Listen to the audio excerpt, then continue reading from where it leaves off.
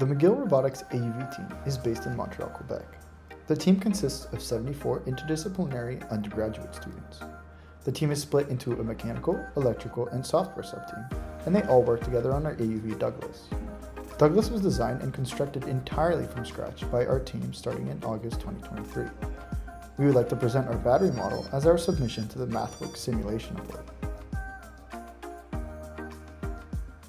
Although calculations were done ensuring that our selected batteries had ample capacity to support Dougie, it was important for us to model the battery's behavior throughout a competition run. This was greatly amplified by the fact that our batteries are lithium polymer, and therefore have extremely specific electrical characteristics.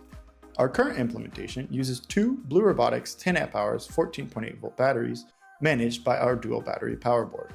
This board ensures equal load sharing while also ensuring that no energy is exchanged between the two batteries. This setup provides a total of 296 watt-hours, hot swappable capabilities, and the ability to run off of a single battery. Having a way to model these behaviors and ensure that the batteries are indeed capable of supporting Dougie would not only validate our calculations, but also increase our confidence in its redundancy. In order to properly model the load on the battery, it was important to build an accurate model of the thrusters used by our AUV. This was made extremely simple given that Blue Robotics has public testing data of the thrusters. Using the given data, a function was created emulating the thruster's current draw using voltage and PWM inputs. In addition to modeling the thrusters in MATLAB, we also performed testing on all of our 8-year-old thrusters, ensuring that their performance still aligned with Blue Robotics' data. In addition to the thrusters, our AUV has many sensors, actuators, and other electronics that require power. This extra load was conservatively estimated at 5 amps. Next, we used MATLAB's built-in SimScape battery builder to accurately model our Blue Robotics batteries. This ensured that our model had accurate voltage, current, and temperature characteristics.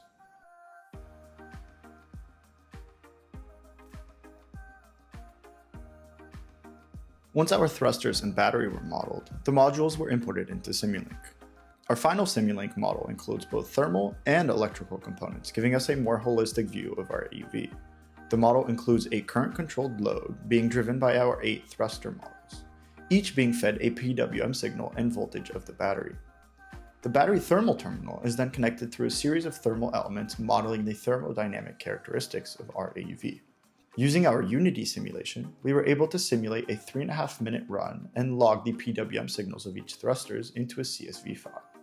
This file was then used to create 8 distinct signals to be used as our inputs to our Simulink thrusters. This ensured that we were emulating a real-world scenario and not a constant current load.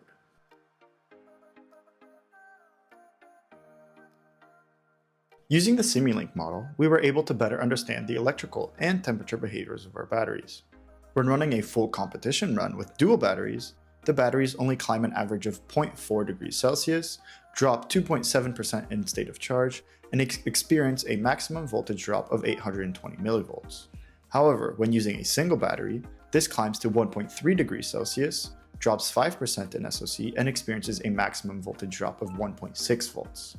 In addition to testing different loading scenarios, our model allows us to simulate different water and ambient temperatures, different initial conditions, and even randomized battery failures. Our model allows us to simulate both ideal and worst-case scenarios, ensuring that we are better prepared and more confident in our robot's abilities to perform.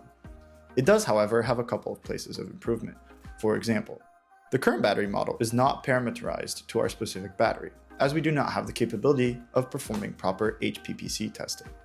Second, although testing was performed on our thrusters, indicating good thrust performance, the testing setup did not permit for accurate current logging.